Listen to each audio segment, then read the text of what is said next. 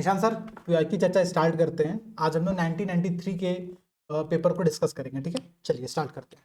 देखिए भैया, डेली का डेली हम लोग पीवाईक्यू और डिस्कशन कर ले रहे हैं और डेली कर देंगे, केवल एक दिन संडे छोड़ देंगे। और उस चलिए, मेरा revision आपसे के लिए- पहला प्रश्न है, ठीक है? मैं आपसे करंट अफेयर्स का प्रश्न पूछता हूँ। बड़ा प्यारा सा क्वेश्चन था, मुझे याद आ रहा है। हाँ, आप मुझे बताइए, सिरपुर वेटलैंड कहाँ पर लोकेटेड है? ठीक है, आपको याद है? अच्छा, देखिए सिरपुर वेटलैंड न्यूज में इसलिए आई है।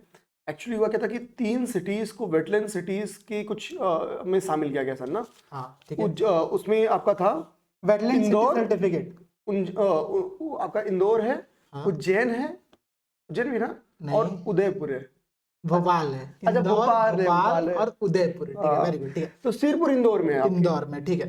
भोपाल में भोज वेटलैंड है इसके अंतर्गत, और उदयपुर में सर 5 टोटल भ से भोपाल, भ से भोज, ये सोचना चाहिए था। सोचना चाहिए था, ठीक है। और भ से भोपाल और उदयपुर शहर में 5 वेटलैंड है: पिछौला, फतेह सागर, रंग सागर, स्वरूप सागर और दूध तलाई। उदयपुर राजस्थान में है ना, रास्ता ठीक है। और ये अक्सर में क्या ना कि पिछौला के बारे में हमको लग रहा है कि पीवाईक्यू में क्वेश्चन बना पूछा हुआ हुआ है, है। ठीक है। तो पिछौला और दूध तलाई आप बोले हैं, और 3 सागर है, और रंग सागर, स्वरूप सागर, और फतेह फतेह सागर। सागर। हाँ। चलिए, अब आप पूछ ले तो मैं भी पूछ लेता हूँ। अभी हाल ही में एक पुरस्कार चर्चा में रहा है, ब्रिक्स वर्सेल पुरस्कार, जो कि यूनेस्को के द्वारा दिया जाता है खूबसूरत संग्रहालयों को। एग्जैक्टली, वो समझ गया। फिर वो स्मृति वन है, क्या नाम है? भुज का स्मृति वन भुज का स्मृति वन गुजरात पे है। वो एक अर्थक्वेक आई थी आई 26 थी, जनवरी हाँ, के दिन। कुछ ये कुछ था।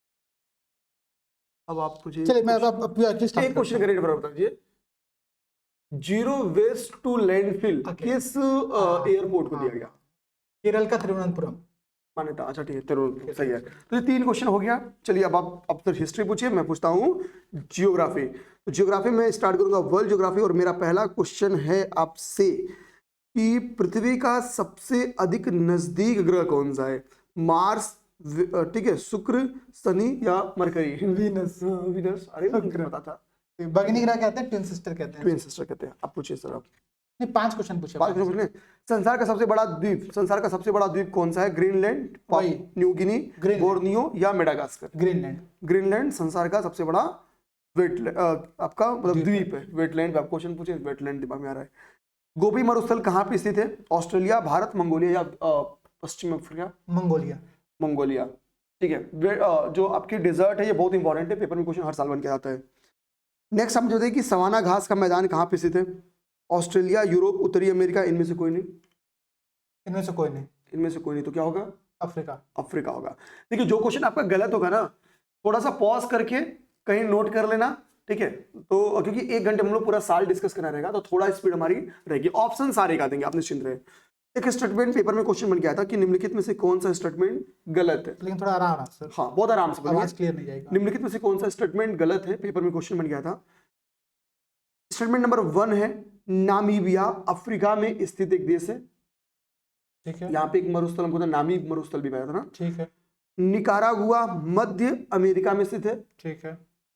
और स्टेटमेंट है यमन एशिया में स्थित है। यमन, ओमान, वो बगल में। ठीक है। चौथा स्टेटमेंट है कि जो फॉकलैंड द्वीप समूह है, फॉकलैंड द्वीप समूह आपका प्रशांत महासागर में स्थित है। फॉकलैंड पैसिफिक ओशन में नहीं है, ये आपका है अटलांटिक ओशन में। अटलांटिक ओशन में। इसको अंध महासागर भी कहते हैं, और अफ्रीका महाद्वीप को अंध महाद्वीप के नाम से जानते हैं। वेरी गुड सर, आप पूछ लिए, मैं 5 क्वेश्चन पूछती हूँ आपसे। चलिए, अब आप मुझे बताइए निशान सर, ठीक है, महाविनिष्क्रमण, बौद्ध धर्म में महाविनिष्क्रमण से क्या मतलब है? महाविनिष्क्रमण गृह त्याग की घटना है, गृह त्याग। ठीक है। भगवान बुद्ध ने जो अपना गृह त्याग किया था। आर्यों के लिए भगवान बुद्ध के गृह त्याग को घोड़े से सिंबल से वो घोड़ा मतलब भागता है तो भाग जाते हैं। हाँ, क्योंकि उनको घोड़े से ही उनका जो वो यात्रा सहकर्मी जो भी बोलते हैं, वो छोड़ने आया था। ठीक है। आर्यों के जीविकोपार्जन का प्रमुख साधन क्या है? मतलब what is the main source of the livelihood of the Aryans in the ancient period? ठीक है। ऑप्शन है फार्मिंग, हंटिंग, क्राफ्टमैनशिप मतलब शिल्पकर्म, या फिर बिजनेस। देखिए, बिजनेस का कोई चांस ही नहीं है, ठीक है। अब सब आपने बोला है फार्मिंग, हंटिंग और शिल्पकर्म मतलब क्राफ्टमैनशिप। तो मेरा है एग्रीकल्चर, कृषि है। ठीक है, वेरी गुड, वेरी गुड। ठीक है, ये बताइए। देखिए, 9 पाषाण काल से ही कृषि स्टार्ट हो गई है। उसके बाद से धीरे धीरे कृषि मुख्य सोर्स बननी स्टार्ट होगी। नेक्स्ट, हर्ष के साम्राज्य का राजधानी क्या था? हर्ष का, हर्ष की दो राजधानियां थी। कन्नौज बाद में बनाई गई थी, उसकी पहले थानेश्वर थी। कन्नौज को इनमें महोदय नगर के नाम से जानते हैं। हाँ, ठीक है, ओके, वेरी गुड। महोदय नगर या महोदया, यही नाम है। ठीक है, अब मुझे बताइए कि सहिष्णुता, उदारता और करुणा, ठीक है, मतलब ट्रिपल कॉन्सेप्ट था स्टेट का, tolerance, generosity and the mercy, या फिर मतलब कंपेशन, किसके स्टेट का? किसके स्टेट का था ये? तो देखिए, इसमें सहिष्णु शासक में आप दो, एक हिंदू शासक और एक इस्लामिक शासक दिमाग में आपको आता होगा। हिंदू शासक में मौर्य डायनेस्टी में चंद्रगुप्त मौर्य के पुत्र अशोक का नाम जाता है, और उधर आपका नाम जाता है अकबर का।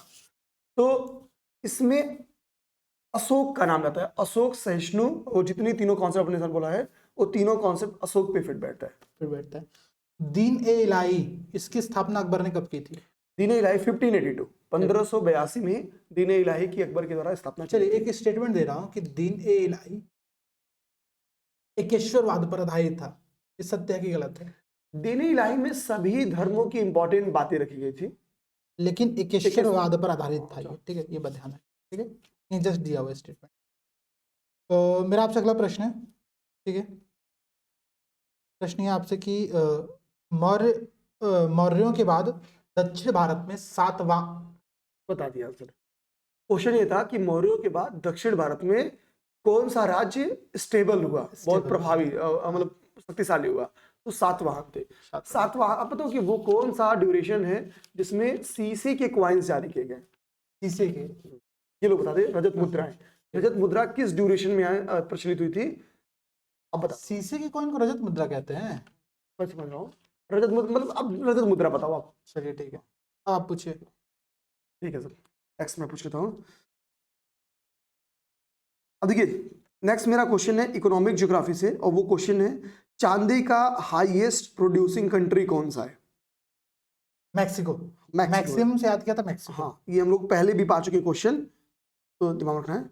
नहीं सर, दरअसल इस क्लास, इस ईयर को हमने 2 बार रिकॉर्ड किया था। अच्छा, हाँ हाँ, ये ईयर आप पहली क्लास में भी जो देखे होंगे ना, वहां भी रिकॉर्ड हुई थी, लेकिन वो कैंसिल कर दिया गया था। कोई नहीं। नेक्स्ट क्वेश्चन है बाकू। आपसे मुझे ये बताना है, बाकू पहली बात किस देश में स्थित है? सेकेंड चीज, बाकू क्यों फेमस है? तो देश का नाम मैं बता दूं, Russia, Ukraine, Poland, Germany, 4 country हो गया। अब किस लिए फेमस बता दें। डेंस, यहाँ पे सघन रेल परिवहन जाल है, गहन कृषि होती है, यहाँ पे मिनरल ऑयल्स ज्यादा हैं, विनिर्माण उद्योग ज्यादा है। बताता हूँ, ये रशिया में है बाकू, और पेट्रोलियम प्रोडक्शन के लिए बहुत फेमस है। पेट्रोलियम, रशिया में 2 एरिया ऐसे हैं जो पेट्रोलियम प्रोडक्शन के लिए बड़ा फेमस है, बाकू और ग्रोजनी। ग्रोजनी ये रशिया के एरिया हैं जो मिनरल ऑयल्स के लिए बड़ा फेमस है। ओके, नेक्स्ट मेरा क्वेश्चन सर, आप जो का आप लोग गूगल करके बताओ चलो कि aluminium producing country, highest aluminium producing country, सर्वाधिक एल्यूमिनियम उत्पादक देश कौन सा है? ये कमेंट करके बताना, क्योंकि ये 1993 में क्वेश्चन बन के आया था। ठीक है, चाइना है। चाइना है, बट ये लोग एक बार गूगल कर लें तो ज्यादा बेटर रहेगा। Very good. ठीक है, नेक्स्ट सर आप मुझे बताइए कि झुकी लाट, बेसिकली मैं पीसा के ऊपर बात कर रहा हूँ। झुकी लाट के लिए प्रसिद्ध पीसा कहाँ स्थित है? ऑस्ट्रिया, फ्रांस, इटली या स्पेन? सी विकल्प, इटली में। इटली में। अब ये लोग कमेंट बॉक्स करके सर एक कमेंट और बता दें कि इटली की कैपिटल क्या है। पेपर में कैपिटल आता है, तो ये बताएं कि इटली की कैपिटल क्या है। कैपिटल क्या है? मैं कैपिटल बता दे रहा हूँ, अब आपको ये बताना है रोम कैपिटल है, कि वहां पर कौन सा संगठन का हेडक्वार्टर लोकेटेड है। ठीक है, बहुत इंपॉर्टेंट है यूएन का, आप उस कॉन्सेप्ट करके बताइए। ठीक है, जो चीज को होमवर्क दे रहे हैं ना, वो बस इसलिए थोड़ा एक्टिव आप लोग रहिए, गूगल करके बुक पलट के आप कमेंट कर देंगे, आपके दिमाग में बैठ जाएगा। सर नेक्स्ट मेरा क्वेश्चन है आपसे, नेक्स्ट मेरा क्वेश्चन आपसे ट्रांसपोर्ट सेक्शन से, उसमें से स्टेटमेंट है निम्न की कौन सा सही स्टेटमेंट है? ठीक है, आपका हल्दिया जो है वो उड़ीसा में स्थित है। गलत। पारादीप बंदरगाह जो आपका वेस्ट बंगाल में स्थित है। गलत। कांडला आपका गुजरात में स्थित है। ये सही है। मारमा गांव आपका, अरे कांड गुजरात में ही होता है, तो कांड कांडला, गुजरात में। ठीक है। कांडला में, सॉरी, गुजरात में कच्छ का जो रण है, वहां पे जंगली गधे पाए जाते हैं। जंगली कहते हैं, वाइल्ड है, इसका सेंचुरी भी वहां पर है। ठीक है, तो ये अगर भर्ती करना होगा किसी को अपने अगल बगल से तो कर सकते तो हल्दिया आपका वेस्ट बंगाल में है, पारादीप आपका उड़ीसा में है। ठीक है, मारमा गांव, गांव और गोवा ऐसे दिमाग रखना है। मारमा गांव जिसको भूल जाए, लास्ट में गांव और उसी को मैच करा तो गोवा, मारमा गांव, मारमा गोवा। मैंने आइलैंड वाले जो क्लास लिया था उसमें मैंने आपको बताया था कि सालसेट द्वीप कहाँ पर लोकेटेड है, ठीक है, कमेंट में जल्दी से ये लोग बता दें। हाँ, साल्सेट द्वीप कहाँ पर है? नेक्स्ट सर आप मुझे बता दीजिए कि अगर मैं स्टेट वाइज बात करूं तो इन इंडिया भारत में सर्वाधिक गेहूं उत्पादक राज्य कौन सा है? ठीक है, वीट प्रोड्यूसिंग स्टेट कौन सा है? यूपी होगा। ठीक है, यूपी राइट है। अब आप पूछ लीजिए। ठीक है, चलिए मुझे पूछना है मुझे। देखिए रमन सर हिस्ट्री पूछ रहे हैं, मैं ज्योग्राफी। जैसे पहले- खत्म हो जाएगा हम लोग अगले अगले सब्जेक्ट पे जाते हैं। एक पॉइंट में भी यहाँ पे ऐड भी कर देता हूँ। जोगीलाल सर ने पूछा था तो मुझे याद आ रहा कि वो बनारस का कंदरिया महादेव नहीं, बनारस का रत्नेश्वर मंदिर है, वो इससे ज्यादा झुका हुआ है। लेकिन देखिए हिस्ट्री क्या होता है, इतिहास जो जीतता है वो लिखता है। अब ये नहीं, दरअसल यूपी गवर्नमेंट की साइट पर अभी ये बात अपडेट भी किया गया है। देखिए अच्छा। जो ये पीसा का मीनार है ये 3 डिग्री के राउंड झुका हुआ है, जबकि जो रत्नेश्वर मंदिर है वो 9 डिग्री के राउंड झुका हुआ है। इसकी मैं कहानी भी पढ़ रहा था कि रत्नेश्वर मंदिर का जो निर्माण है तो जिसने किया था अपनी माता के लिए किया था, ठीक है।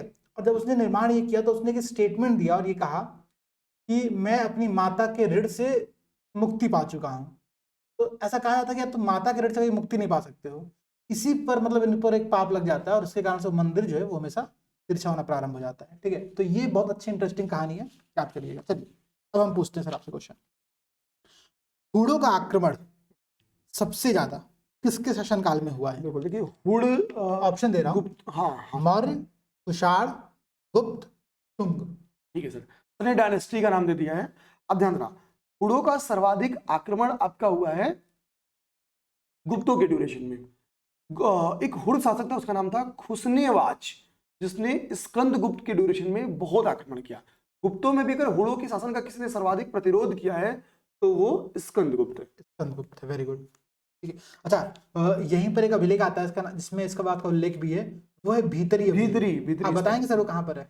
भीतरी स्तंभ अभिलेख हमको लगता है ये गाजीपुर में। क्या गाजीपुर में? हाँ, वेरी आप ये बता दें कि गाजीपुर में किसको दफनाया गया है? दफनाया गया कानवालिस, कानवालिस को दफनाया गया है। देखिए गाजीपुर में थोड़ा कुछ और भी प्रोडक्शन होता है, कभी पढ़िएगा आप, अच्छा चीज है। Next question. अच्छा भैया वीडियो अच्छी लग रही हो तो प्लीज वीडियो को लाइक करना, कमेंट में जरूर बताना कि कैसा लगा सिस्टम। क्योंकि देखो 120 क्वेश्चन इसके पहले आते थे, अभी तो 150 आते, पहले 120 आते थे।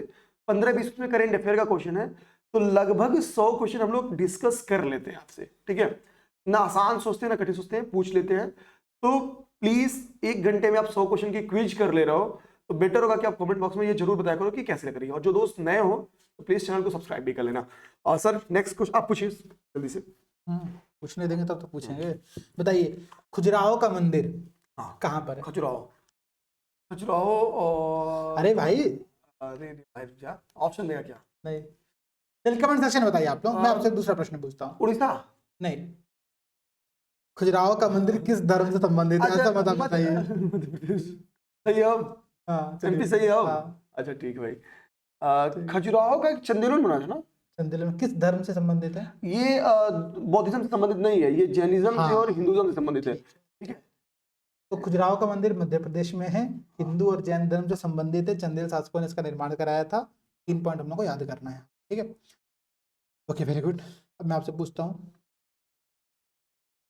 यहीं पर एक कंदरिया महादेव मंदिर है, उसको हम बहुत विशेष नाम भी देते हैं, बट आप लोग कमेंट सेक्शन में बताइएगा, ठीक है। मंगोल आक्रमणकारी चंगेज खान की अगर कहानी बताओ सर बताइएगा, तो भारत की उत्तर पश्चिम सीमा पर किसके शासनकाल में आया था? बिल्कुल सही बात। देखिए उस वक्त भारत में दिल्ली सल्तनत की डायनेस्टी चलती थी और उस दिल्ली सल्तनत की डायनेस्टी का नाम था गुलाम डायनेस्टी। गुलाम डायनेस्टी का वास्तविक संस्थापक था इल्तुतमिश।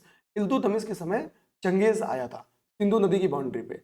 हुआ क्या था कि इसका विरोध किया था इसी के भतीजे ने, उसका नाम था जियाउद्दीन मंगबरनी, बरनी नहीं मंगबरनी, जलालुद्दीन मंगबरनी। हाँ जलालुद्दीन जो भी नाम है, मंगबरनी नाम है रख लो। मंगबरनी को पता था कि हमारे ईस्ट में एक शासन है जो उनको बचा सकता है इल्तुतमिश, तो वो भाग के इल्तुतमिश के दरबार में जाता है।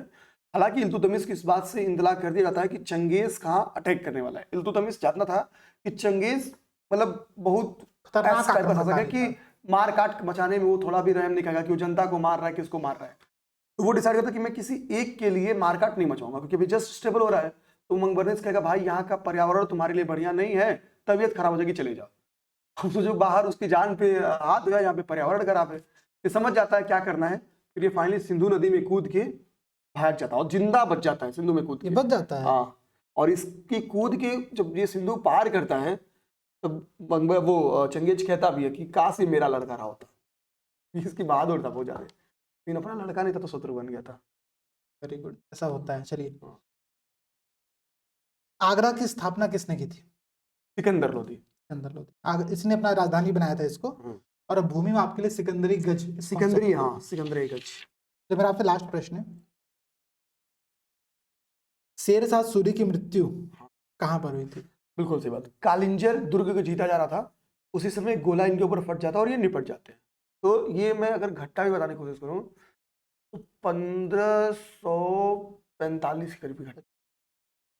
इसके 20 साल पश्चात 1565 में एक युद्ध हुआ है जिसको हम लोग राक्षसी तंगड़ी का युद्ध कहते हैं, तालीकोटा की लड़ाई। ठीक है, ये लड़ाई ध्यान देना है विजयनगर वर्सेस किसके बीच हुई थी? तो बहमनी साम्राज्य का विभाजन हुआ था 5 भाग में, अहमदनगर, गोलकुंडा, बीदर, बरार और बीजापुर। बीजापुर। इसमें बरार शामिल नहीं था बस, बाकी ये सब लोग एक संघ बनाते हैं और विजयनगर साम्राज्य से लड़ाई करते हैं। तो यहाँ का राजा था सदाशिव राय और राम राय यहाँ का सेनापति था, जो कि वास्तविक शक्ति इसी के हाथ में थी, इसलिए इसको मारा जाता है। और विजयनगर हार जाती है। हाँ, इसमें विजयनगर हार जाती है। संघ में नॉर्मली विजयनगर हार जाती है। पूछे टोडा एक ट्राइबल है सर, आपको तमिलनाडु नीलगिरी।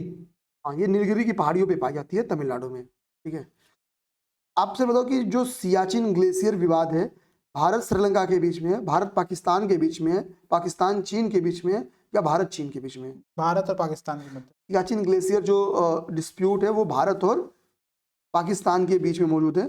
पेपर में क्वेश्चन नंबर बन गया था कि कौन सा ग्लेशियर सर्वाधिक ऊंचाई पर स्थित है, तो उसमें ऑप्शन में सियाचिन था सर, मतलब दिए गए ऑप्शन में सर्वाधिक था सियाचिन। नेक्स्ट क्वेश्चन सर, आप मुझे बताइए निम्नलिखित में से कौन सा स्टेटमेंट सही है? राइट स्टेटमेंट बताना है। अरुणाचल प्रदेश में कोई राष्ट्रीय पार्क नहीं है। गलत। ठीक है, अरुणाचल आपके हिसाब से आगे पूरा स्टेटमेंट पढ़िए। नामदफा है यहाँ पे। हाँ, नामदफा पूरा स्टेटमेंट पढ़िए बार। अगला है पंजाब राज्य की सीमा कहीं भी जम्मू कश्मीर से नहीं मिलती है। ओके, और एक स्टेटमेंट है मध्य प्रदेश की सीमा। ये तो गलत है, तो ठीक है, चेंज हो गया आंकड़ा। अब आंकड़ा चेंज हो गया क्योंकि टूट के छत्तीसगढ़ बन गया ना, कई सारे वो ठीक है, ये क्वेश्चन अब आएगा नहीं पेपर में, निश्चिंत रहिए। भारत में उत्तरी मैदानों में शीत वर्षा होती है लौटते मानसून से, बंगाल की खाड़ी के मानसून से, वेस्टर्न डिस्टरबेंस यानी पश्चिमी विक्षोभ से, या अरब सागरी पश्चिमी विक्षोभ वेस्टर्ली डिस्टरबेंस है। ठीक है सर। और नेक्स्ट क्वेश्चन आप मुझे, नागार्जुन सागर परियोजना किस राज्य में स्थित है? तमिलनाडु। मतलब कृष्ण, तो नागार्जुन सागर कृष्णा नदी पर है और ये आपका पड़ जाएगा कहाँ पे? आंध्र प्रदेश। आंध्र प्रदेश। तमिलनाडु में एक परियोजना स्थित है, उसका नाम है मेट्टूर परियोजना। तमिलनाडु की परियोजना का नाम है मेट्टूर परियोजना। भारत बोल रहा हूँ, यूपी और मध्य प्रदेश की साथ सीमा साझा करते हुए बेतवा नदी पे एक परियोजना बनाई गई है जिसका नाम है, संयुक्त परियोजना है, उसका नाम है राजघाट परियोजना। ठीक है, चलिए अब आप पूछिए सर। हमने पूछा लेकिन फिर से बता दीजिए, नादिर शाह का आक्रमण किसके ड्यूरेशन में किया गया था? बिल्कुल सर, लेटर मुगल पीरियड में मोहम्मद शाह नाम का एक शासक था जिसको हम लोग रंगीला के टाइटल से जानते थे। इसी के ड्यूरेशन में, जहाँ तक मैं इसमें भी डेट अगर फिक्स हूँ तो 1639 में, 100 साल बाद। ठीक है, 1739 1707 में तो औरंगजेब मरा है। अरे यार 1739, ये सोचना चाहिए था, कुछ गलतियां की जल्दीबाजी में हो जाती है। 1739 में नादिर शाह ने दिल्ली पर इसी के समय अहमद शाह अब्दाली भी आक्रमण किया था। अब मुझे आप बताइए सर, नादिर शाह ने इनका वो तख्ते ताउस और लेके भागा था या अहमद शाह अब्दाली? नादिर शाह ने वो मयूर सिंहासन और वो डायमंड की रिंग, क्या कोहिनूर हीरा। आप मुझे बताइए मयूर सिंहासन पे बैठने वाला प्रथम और अंतिम शासक कौन सा? ये लोग कमेंट करके बताएं। अंतिम शासक तो मोहम्मद शाह रंगीला ही रहा होगा। प्रथम ये लोग बताएं। प्रथम जो रहता है शाहजहां ने बनवाया था क्या? सही है। चलिए, ओके, मेरा प्रश्न आपसे है कि मुझे पूछना था ना प्रश्न। हाँ, भूल जाता हूँ। आवाज चेक करते रहिएगा। आवाज बहुत प्यारी आ रही है। चलिए, अब बताइए मुझे, हाँ, जहांगीर के दरबार में ईस्ट इंडिया कंपनी ने किसको भेजा था, और जेम्स प्रथम जो वहां का सम्राट था उसने किसको भेजा था? बिल्कुल सही बात। और पहले कौन आया था, बाद में कौन आया था? एकदम। देखिए, जहांगीर के ड्यूरेशन में स्थायी कंपनी के निर्माण के लिए या कारखाने के निर्माण के लिए 2 लोग को भेजा गया था, हॉकिंस और सर थॉमस रो को। अब देखो ABCD आप पढ़ोगे तो पहले H आता है, बाद में T आता है, ठीक है। तो सबसे पहले हॉकिंस को भेजा गया था, फिर थॉमस रो को भेजा गया था। किसने भेजा था? तो पहले कंपनी आ रही है, तो पहला प्रयास कंपनी करेगी कि भैया तुम जाओ कुछ रियायत दिलवाओ हमको, लेकिन जब वो फेल हो जाएगा फिर शासक से शासक बात करेगा। तो सर वेरी गुड, सही है सर, वेरी गुड। ठीक है, तो जो टॉमस रो आया था, टॉमस रो 1615 में आया था, तो उसने ही क्या कहते हैं ये कि 1608 के करीब में आए थे। 1608 में आया था कैप्टन हॉकिन, हाँ। तो जो जहांगीर से फरमान मिला था वो टॉमस रो को मिला था। हॉकिंस को 2 टाइटल्स मिले थे, एक टाइटल मिला था इंग्लिश खां का और और 400 का मनसब मिला था। 400 का। चलिए, किसने भारत में अंग्रेजों का सर्वाधिक विरोध किया था? ठीक है, देखिए भारत में स्टेबल शासन मुगल था। मुगल का विकल्प बनने की औकात 2 में थी, एक अंदरूनी वाले, एक बाहरी वाले में। अंदरूनी में थे मराठा, तो मराठा और अंग्रेज में सर्वाधिक लड़ाइयां हुई हैं, सर्वाधिक विरोध।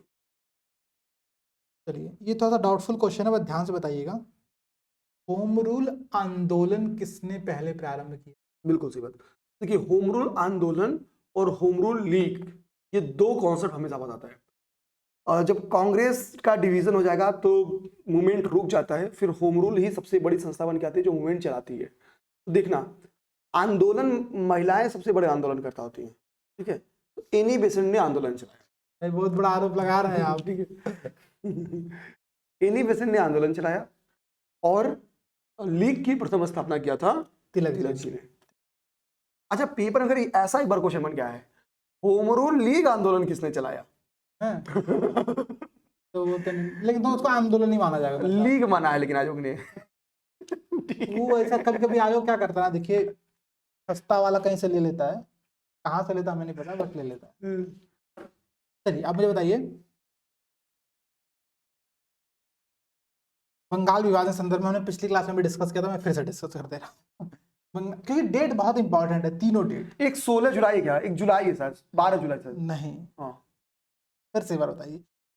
ठीक है, मैं 3 डेट बता दे रहा हूँ। 20 जुलाई, हाँ, हाँ, 20 जुलाई, 7 अगस्त, 16 अक्टूबर। अक्टूबर। ठीक है, 3 डेट इंपॉर्टेंट। 16 अक्टूबर को हम लोग शोक दिवस के रूप में मनाते हैं क्योंकि अप्लाई हो गया था। और 1912 में कलकत्ता से दिल्ली राजधानी स्थानांतरित हुई थी, जबकि 1911 में बंगाल विभाजन को कैंसिल कर दिया गया था।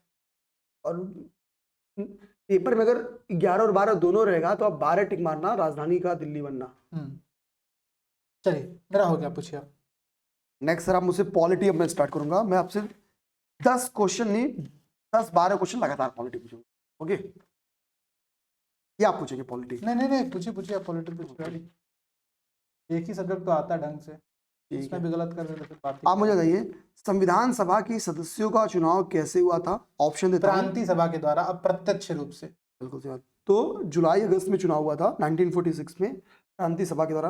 प्रथम बैठक हुई थी आपकी 9 दिसंबर 1946 को। अस्थायी अध्यक्ष राजेंद्र बाबू बने थे 2 दिन बाद, सच्चिदानंद सिन्हा पहले बने। 11 दिसंबर 1946 को। नेक्स्ट है सर, मैं 4 आपको, अब मैं ऑप्शन पहले दूंगा, क्वेश्चन बाद में दूंगा, ठीक है? ऑप्शन है 40वां कॉन्स्टिट्यूशन अमेंडमेंट, 42वां कॉन्स्टिट्यूशन अमेंडमेंट, 43वां कॉन्स्टिट्यूशन अमेंडमेंट, 44वां कॉन्स्टिट्यूशन। 42वां ही होगा आंसर जो भी होगा। आप बताइए, मौलिक कर्तव्य यानी फंडामेंटल ड्यूटीज से किसका संबंध? बता दिया मैंने। 42nd कॉन्स्टिट्यूशन अमेंडमेंट, ठीक है। 42nd कॉन्स्टिट्यूशन अमेंडमेंट से संबंध, इसी में एक और कॉन्स्टिट्यूशन अमेंडमेंट है फंडामेंटल ड्यूटीज से ही। फंडामेंटल ड्यूटीज पहले हमारे पास 10 थी। 86 कॉन्स्टिट्यूशन 2002। किस उम्र गैप, मतलब उम्र के बच्चों को? अब ये सब 6 से 14 वर्ष, ठीक है, 6 to 14 ईयर। अभिभावकों को हिदायत तो दिया गया है कि आप मतलब थोड़ा सा अपना इसी के लिखा था 5 साल घरे पढ़ा हुआ, 6ठे साल से स्कूल भेजा, तो यहीं से आया है 6 साल। असल में कोई नियम नहीं था, ये यहीं से आया, ठीक है। नेक्स्ट है, भारत में राष्ट्रपति के चुनाव के लिए चुनाव मंडल के सदस्य होते हैं लोकसभा में चुने हुए सदस्य, राज्यसभा में चुने हुए सदस्य, राज्य विधानसभा के चुने हुए सदस्य, राज्य विधान परिषद के चुने हुए।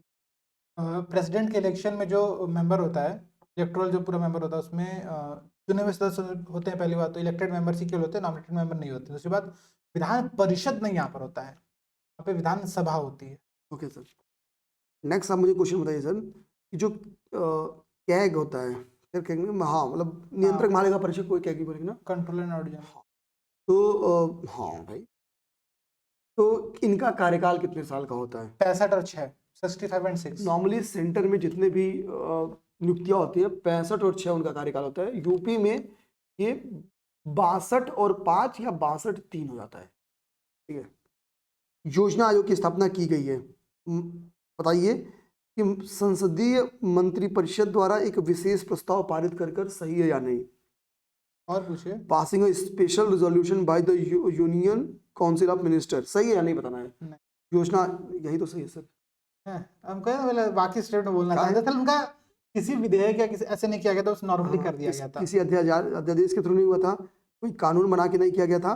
ठीक है, एक रेजोल्यूशन पास कर दिया गया था, उसके तहत इसका निर्माण, यही जस्ट कॉन्सेप्ट आपका नीति आयोग के द्वारा भी है। 1 जनवरी 2015 को नीति आयोग बनी थी। नेक्स्ट सर मेरा है क्वेश्चन, वो असर्शन रीजन का कथन कारण का क्वेश्चन है। क्वेश्चन था कि मंत्री नीति बनाते हैं, लोक सेवक उसका क्रियान्वयन करते हैं, यानी जो मिनिस्टर्स है वो पॉलिसी मेकिंग का काम है, पब्लिक सर्वेंट को उनको इम्प्लीमेंट करने का काम है। सेकंड स्टेटमेंट है जो कि रीजन है, संसदीय प्रणाली में मंत्रियों का उत्तरदायित्व जो है का सिद्धांत कार्य करता है। ठीक है, रिस्पॉन्सिबल, ठीक है, मंत्रियों के उत्तरदायित्व का सिद्धांत काम करता है। बट एक्सप्लेन कथन कार्य एक्सप्लेन करता है? नहीं, नहीं करता है। नेक्स्ट मेरा क्वेश्चन है, जो व्यक्ति संसद का सदस्य नहीं है केंद्रीय मंत्री रह सकता है? ये अभी करंट में न्यूज में आ चुका है, 6 महीने तक। 6 महीने तक। ठीक है, बिल्कुल सही बात है। राज्यसभा के सदस्यों को प्रतिनिधित्व निम्नांकित में से किस आधार पर दिया जाता है? पॉपुलेशन के आधार पर। ठीक है, तो पॉपुलेशन बेस में, उनकी जनसंख्या के अनुपात के आधार पर, क्योंकि यूपी में पॉपुलेशन ज्यादा है तो यूपी में राज्यसभा की सीट ज्यादा है। आप बता सकते हो यूपी में राज्यसभा की सीटें कितनी है?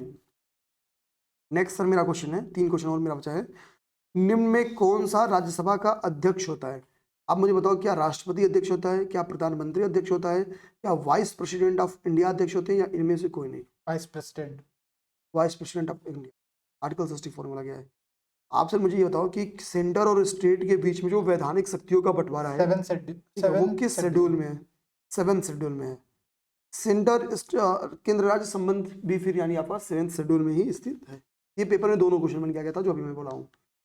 अब सर मुझे ये बताओ कि जो आपका भाषाएं हैं संविधान में, जो जिन 22 भाषाओं पर चर्चा की गई है, किस अनुसूची में की गई है? 8वीं अनुसूची है। मूल रूप से इसमें कुल कितनी भाषाएं थी? 14 भाषाएं थी। वर्तमान में कितनी है सर? अभी तो 22 से अभी याद भी करा दे रहा हूँ। हाँ, 3 कॉन्स्टिट्यूशनल अमेंडमेंट का इससे संबंध आप बताइए। 21, 71, 92। ठीक है, तो पहले 21, 71 को जोड़ो तो 92 आ जाएगा, फिर 1, 3 जोड़ो तो 4 आ जाएगा। ठीक है, मतलब 21st कॉन्स्टिट्यूशनल अमेंडमेंट में एक भाषा जोड़ी गई थी, वो है सिंधी। उसके बाद नमक 71 कॉन्स्टिट्यूशनल अमेंडमेंट, नमक में हो गया न से नेपाली, म से मणिपुरी, त से कोंकणी। उसके बाद से BDSM हो गया 92 में, बोडो, डोगरी, मैथिली, संताली। सही है, बढ़िया। आप सर आपके पॉलिटी खत्म हो गया, अब साइंस पूछ लो। अब तक आपकी हम लोगों ने मैं एक क्वेश्चन पूछूंगा इतिहास का, अब मुझे बताओ, पूछू कि ना पूछूं? पूछिए। कौन सा क्वेश्चन है? और चलिए, लाहौर अधिवेशन 1929 में जो हुआ था, उसके अध्यक्षता जवाहरलाल नेहरू जी ने की थी। तो उन्होंने लाहौर में रावी नदी के तट पर झंडा भी फहराया था। झंडा किस तारीख को फहराया गया? झंडा किस तारीख को फहराया था? बिल्कुल बिल्कुल सर, इंपॉर्टेंट डेट है और बहुत यूनिक डेट है। रावी नदी के तट पे हमको लगता है कि लास्ट दिसंबर को था क्या? एग्जैक्टली 31 दिसंबर 19। अब एक सेकंड सर, आपको पता है मैं कैसे इसको टिक कर दिया हूँ? कांग्रेस की समिट मीटिंग होती ही थी अंतिम 3 दिन दिसंबर। तो सिंपल सी बात है, समापन समारोह हो रहा होगा वो 31 दिसंबर। तो केवल गेस किया, वो आंसर क्वेश्चन लॉजिक है सर के पास। ये वीडियो भाई कितने लोग देखे अभी तक? अच्छा, बजट पे वीडियो बन चुका है, तो बजट वगैरह देख लेना। इकोनॉमिक करंट अफेयर्स बन चुका है भाई, इस पे बन इकोनॉमिक करंट अफेयर। बंदा अपना प्रचार खुद कर रहा है। करें, कोनो प्रचार करने के लिए नहीं है। चलिए ठीक है, अब मैं प्रश्न पूछता हूँ आपसे। ये तो हो गया अच्छा क्वेश्चन, अब मैं आता हूँ साइंस पर। ठीक है, बीच में बहुत बेसिक क्वेश्चन है। जैसे एक क्वेश्चन आप बता सकते हो सर, भारत छोड़ो मूवमेंट आंदोलन किस डेट को स्टार्ट हुआ था? ये प्रश्न अभी 2-3 साल पहले पूछा गया था। मैं समझ रहा हूँ, ये सर 6 अप्रैल था क्या? अरे रुकिए भाई, 6 अप्रैल में समझ, दांडी मार्च की। हाँ, कहाँ घुस गए आप? अरे अरे अरे अरे अरे अरे, ग्वालियर टैंक। अरे सर याद है, ऑप्शन देते तो क्लियर करता। 24 मार्च नहीं, 8 अगस्त। सही है, 8 अगस्त 1942 में। ठीक है, भारत छोड़ो मूवमेंट स्टार्ट किया गया था। ऑपरेशन 0 आवर कब चले पूछे तो भी यही आंसर 9 अगस्त। ऑपरेशन जो उसी समय स्टार्ट हो जाएगा, सिंपल सी बात है। महात्मा गांधी जी को 9 अगस्त को गिरफ्तार कर लिया 9 गया अगस्त को गिरफ्तार कर लिया। ऑपरेशन 0 आवर के अंदर 24 घंटे के अंदर सबको गिरफ्तार कर लिया। एक जाने के बाद। ठीक है, चलिए मुझे आपसे पूछना है साइंस ना, साइंस से क्वेश्चन अच्छा अच्छा। चलिए आप मुझे बताइए, एड्स का कारण क्या है? ऑप्शन दीजिए। Bacteria, virus, fungus, virus. HIV है तो V से वायरस हो जाएगा। हमको तो मैम का एक ट्रिक याद है, क्या मैंने बताया था कि ए चाचा इन्हें डांटो, हरे गाल पी छापो। ठीक है, तो ए चाचा मतलब एड्स, चेचक, इन्हें मतलब इन्फ्लुएंजा हो गया, डांटो मतलब डेंगू और ट्रेकोमा हो गया, डांटो, खले मतलब खले, वैसे कहता खसरा, खसरा और खरे तो रेबीज। ठीक है, खरे, गाल मतलब गलसुआ हो गया, पर छापो तो प से तुम्हारा था पीलिया, नहीं प से पीलिया था, हाँ प से पीलिया, पर छापो, छापो, हाँ तो छोटी माता, और फिर लास्ट में प से भी कुछ और था यार, याद नहीं, कुछ तो था। तो ये मतलब वायरस है। गणित है। अरे अच्छा है, याद कर लोगे ना, सिट्रिक आप लोग तो काम आता है, पेपर में पता यही है। क्वेश्चन आता है। और एड्स पूछा तो पता है भाई, कि आप लोग देखते रहते हो, मतलब सुनते रहते हो। ठीक है, बाकी तो कुछ अगर पूछ देवे ट्रेकोमा किससे होता है, अब नहीं दिमाग में आई हुई कहाँ से बोला। विश्व एड्स दिवस 1 दिसंबर को मनाया था ना। क्या बात है। अब next question. White blood cell का मेन फंक्शन क्या है? ठीक है, 4 ऑप्शन दे रहा हूँ। ऑक्सीजन ढोना, to carry oxygen, to carry carbon dioxide, to develop immunity, और रोग प्रतिरोधक क्षमता बढ़ाना। रोग प्रतिरोधक क्षमता बढ़ाना, to develop immunity. Very good. ECG, EEG, EMG। चलो, ECG का संबंध हार्ट से है, वेरी गुड, EEG का ब्रेन से है, बात है। और EMG MG मांसपेशियों से। M मतलब मांसपेशी। क्रायोजेनिक टेम्परेचर क्या होता है बता सकते हो? बहुत ठंडा, मतलब अगर कहीं 0 से -150 डिग्री तक का टेम्परेचर मतलब बहुत ज्यादा क्रायोजेनिक टेम्परेचर कहा जाता है। क्रायोजेनिक इंजन का प्रयोग हम लोग करते हैं स्पेस। स्पेस शटल में। ठीक है, वेरी गुड। चलिए आप मुझे बताइए निशान सर कि निम्नलिखित में से कौन इजिली सॉल्युबल है इन वाटर? ठीक है, जल में बहुत ही आसानी से घुलनशील। मुझे लगता है कि शायद हिमांग भैया आएंगे। 5 मिनट 10 मिनट आप बाहर ही रुक जाइए। ठीक है ठीक है ठीक है, आप पूछिए पूछिए। मैं आप पूछिए पूछिए सर कुछ। जल में आसानी से घुलनशील क्या है? ऑप्शन दे रहा हूं आपको, कार्बन, नाइट्रोजन, अमोनिया, आयोडीन। बहुत अमोनिया, सोच समझ कर अमोनिया। सर मैं जब क्वेश्चन पढ़ा ना, मैंने कहा यार आयोडीन होगा घुलनशील, यार हम लोग दिनों भर ऐसे नमक घोले खा रहे थे, फिर ध्यान आया कि यार वो आयोडीन, ये आयोडीन नहीं होता है। ठीक है, तो अमोनिया इसका सही आंसर है। अमोनिया, ध्यान रखना है कि इसमें गलती नहीं करनी। ठीक है, अमोनिया इसका सही आंसर यहाँ पर होगा। ठीक है, वो किसी से फोन पर ही बात कर रहे, मुझे लग रहा है। ठीक है चलिए, कोई दिक्कत नहीं है, बस खत्म ही करते हैं ना जल्दी से इसको। क्लास में की 35 मिनट की। ब्रास या फिर पीतल, इसका मिश्रण है। कॉपर का और टेस्ट है क्या? जिंक, जिंक एंड कॉपर का मिक्सचर है आपका ब्रास बनता है या फिर पीतल बनता है। ठीक है, तो ये बात इंपॉर्टेंट है, ध्यान रखेंगे। आप मुझे बता दो निशान सर कि जो हमारा हाथ होता है वो स्टीम से ज्यादा जलता है, बल्कि पानी, उबलते पानी से कम जलता है? कभी ट्राई मत करिएगा दोनों से। एक्चुअली कहते हैं कि गुप्त उष्मा होता है, इसकी वजह से पता चला कि आप जा करके गर्म पानी रोटी जैसे फूट जाती है जब ऊपर, तो उसको बोलते हैं। Okay okay okay okay okay okay okay, एक क्वेश्चन मैं आपसे और पूछूंगा, अच्छा सा मस्त सा पूछूंगा। ठीक है, हेल्थ, सर पूछिए क्या क्वेश्चन? हेलसिंकी किसका कैपिटल है? हेलसिंकी फिनलैंड का। सही है। स्वीडन का कैपिटल क्या है? स्वीडन। ऑप्शन नहीं है क्या? कंफर्म बता दूंगा। Stockholm, Oslo, Copenhagen. डेनमार्क की राजधानी है कोपेनहेगन, कोपेनहेगन, हाँ। नॉर्वे की राजधानी है ओस्लो, और स्वीडन की राजधानी है स्टॉकहोम। तो स्वीडन और स्टॉकहोम। ठीक है, ध्यान रखना है सर। देखिए दरअसल यूपीपीएससी में इतने सारे फैक्ट है ना, याद कर पाना तो इम्पॉसिबल है, बट करना पड़ेगा। वो ऑप्शन आ जाएगा दिमाग में बैठ जाता है। चलिए मेरा आपसे एक लास्ट प्रश्न है, तो मैं अपना खत्म करता हूँ यहाँ पे आज। आप मुझे बता दो बस कि 28 फरवरी को हम लोग कौन सा डे सेलिब्रेट करते हैं और क्यों? विश्व विज्ञान दिवस। क्यों? रमन प्रभाव। चलो है मेरा सही है। ठीक है, अब आप कुछ से पूछता हूं मैं। अब नेक्स्ट सर आप मुझे बताइए क्वेश्चन, वित्त आयोग का मुख्य कार्य क्या है सर? केंद्र और राज्य केंद्रीय करों करों का में बंटवारा करना। राज्य के भाग तथा केंद्र राज्य के बीच मतलब वगैरह वगैरह का बंटवारा, मतलब करों का बंटवारा बेसिकली इनका काम है। ठीक है, नेक्स्ट क्वेश्चन है, सुपर 301 किस चीज से संबंधित है? अंतर्राष्ट्रीय संधि है कोई, ह्यूमन राइट से संबंधित है, या मुक्त व्यापार में अवरोध से? अंतर्राष्ट्रीय संधि है। मुक्त मेडिकल व्यापार में अवरोध से संबंधित है, फ्री ट्रेड अवरोध से संबंधित। चलिए इसी पे आप लोग कमेंट सेक्शन में बताइए जल्दी से। हमने क्लास में डिस्कस किया था टेपा क्या है, TEPA टेपा क्या, जल्दी से बताओ कमेंट सेक्शन में आप लोग। आप सर मुझे तीन क्वेश्चन और बता दीजिए।